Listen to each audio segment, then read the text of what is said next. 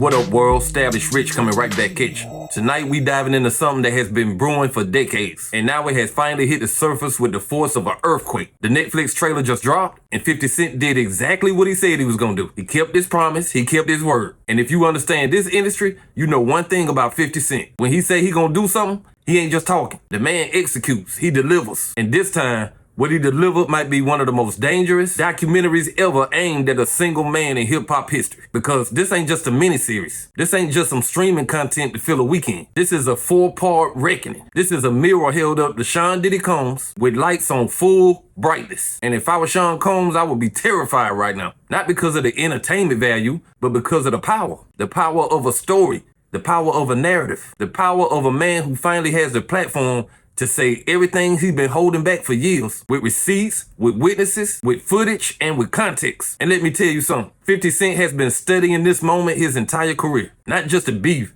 not just the IG posts, not just the trolling, but the full picture. He been watching how this industry protects certain people, how money and power can hide the truth. And for years he kept saying, one day I'm gonna tell the real story. And now here we are in 2025, and Netflix has given him the biggest platform he has ever had to tell it. And not just tell it, document it. You can't continue to keep hurting people and nothing ever happens. Just a matter of time.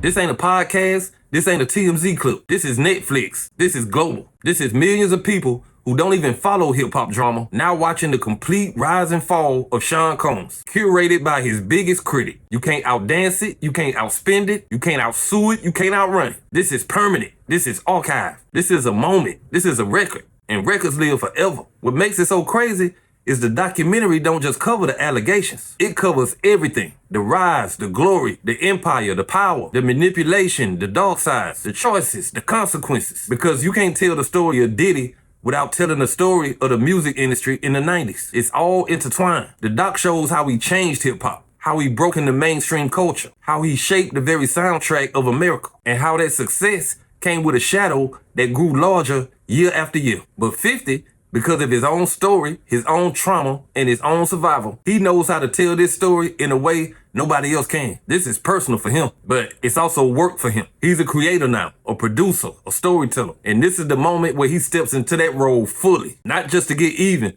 but to get everything out. The beef between these two men has never been about words. It's been about character. 50 always felt like something was off. Like the industry protected Diddy a little too much. Like people saw red flags, but looked away because of the money, the industry, and the clout. And now all of that is being put on the table for the world to see. No agendas, no celebrity shields, just truth and testimony. This documentary ain't a hit piece. It's a historical piece. And that's what makes it so damn effective. Because when you lay out a man's life from rise to fall, from dreams to nightmares, from the legend to the accusations, people start connecting dots on their own. And when the public connects dots, it's over. You don't need an opinion. You just need the evidence. And this documentary seems to have all of it. The friends, the employees, the associates, the witnesses, the people who were there. This is what makes it dangerous for Diddy, because now he can't control the room. He can't control the edit, and he can't control the narrative. 50 Cent has the floor now, and he is in complete control. Now let's get into the part everybody been waiting on. The history, the reasons, the roots of this rivalry that went from petty to permanent. Because this documentary ain't come out of thin air. This is years of pressure, years of patterns, years of 50 watching the industry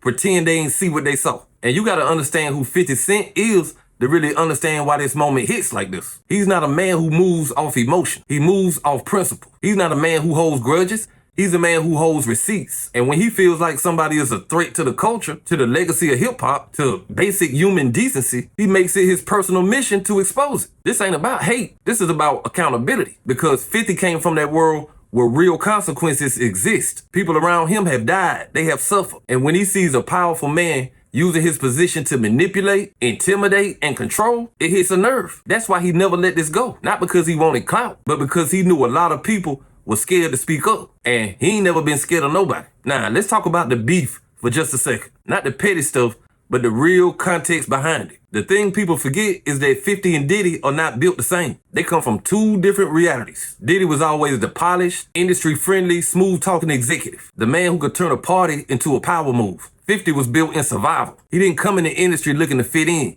He came in to win. And when you put those two spirits in the same place, clash is inevitable. The problem is 50 started seeing things behind the scenes that he didn't respect. Things he thought were dirty, things he thought were predatory, and things he thought were dangerous. The parties, the rumors, the stories that kept floating around the industry like smoke coming from a house fire. Everybody smelled it, nobody said it. And 50, being 50, said what everybody else was too scared to say out loud. There's something wrong with that man. Y'all protecting him? One day the truth is gonna come out. People called it trolling, people called it hate. But now, look at where we are. The trial, the arrest, the federal indictment, the allegations stacked like a mountain. And now, the documentary, the final piece of a puzzle that took 30 years to put together. This is why the timing is so deadly for Diddy, because the world is already watching him through a completely different lens. They ain't seeing a mogul no more. They seeing a man whose image has cracked so badly that no PR team on earth could patch it up. And 50 knows that. He knows if you drop a documentary at the exact moment a man's public opinion is at its weakest, it's over. That's execution. That's strategy. That's why I said earlier,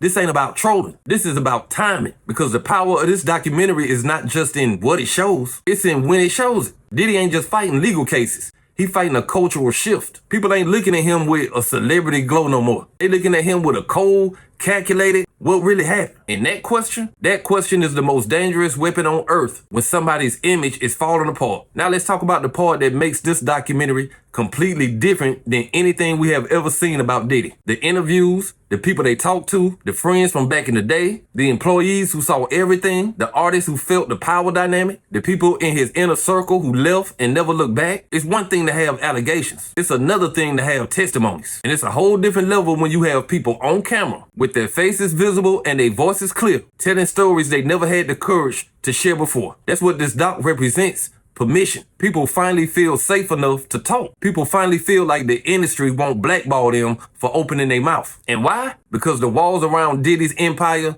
have collapsed. The power ain't there no more. The influence ain't there no more. Once the power structure falls, the truth always slips through the cracks. And these interviews look like the cracks turned into a flood. Now, let's shift to the culture, because this documentary is not just about one man. This is about hip-hop itself.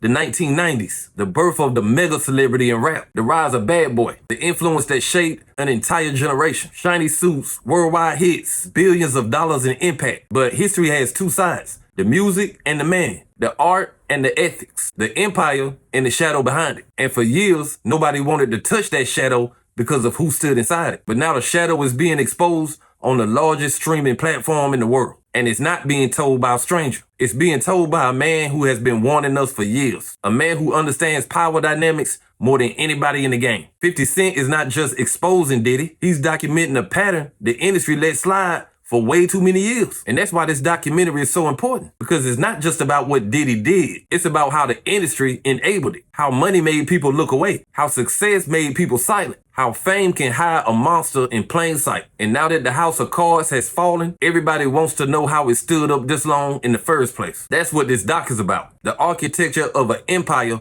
built on talent and darkness. And how one man, 50 Cent, decided enough is enough. Because when you put a story like this in front of millions of people, public opinion starts shifting fast. Courts deal with evidence. The public deals with perception. And sometimes perception is more powerful than any verdict. And when Netflix drops this, the world is gonna look at Diddy completely different. Permanently. It ain't no coming back from a 4-part documentary. Not when it's executive produced by the man who has spent years calling out your dog truth. Not when it's time to land right after the trial that shook the entire industry. Not when people who knew you best are now speaking freely. This isn't a moment. This is a shift. And for 50 Cent, this is execution at the highest level. Because he said he was gonna do it, and he did. He didn't rush. He waited for the right time. And now he has the biggest stage he's ever had to tell the truth about a man the industry protected for over 3 decades. This ain't a victory lap for 50. This is a warning for everybody else. A warning that power don't make you untouchable. A warning that truth